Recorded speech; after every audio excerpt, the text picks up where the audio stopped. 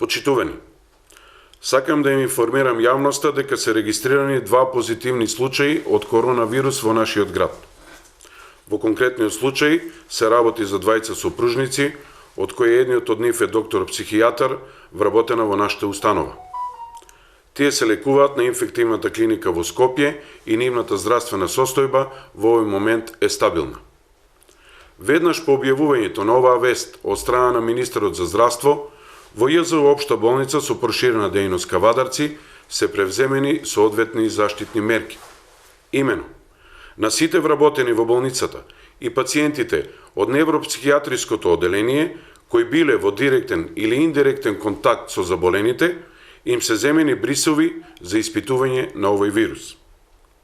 Сите добиени официјални резултати од референтната лабораторија за вирусологија во Скопје се негативни. Повторувам, се негативни. Поради дополнителна сигурност и следење на протоколот од Центарот за јавно здравје, вработените и пациентите се ставени во домашна самоизолација во период од 14 дена, а просториите и инвентарот соодветно дезинфицирани. Во овој момент на невропсихијатриското оделение не се вршат прегледи и приеми на пациенти. Сите останати амбуланти и оделенија во болницата работат нормално. Апелирам на смиреност кај граѓаните и почитување на мерките донесени од страна на владата заради намалување на бројот на инфицирани случаи.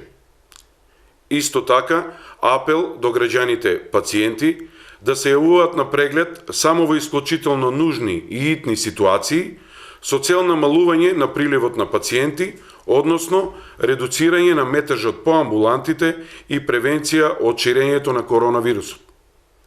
Ова особено важи за категоријата на пациенти од над 65 годишна возраст, кај кои постои највисок ризик при евентуална зараза од овој вирус. Ги повикувам сите матични лекари на територијата на општина Кавадарци, Неготино, Росуман и Демиркапија, примарно да направат строга селекција на итност согласно состојбата на пациентите.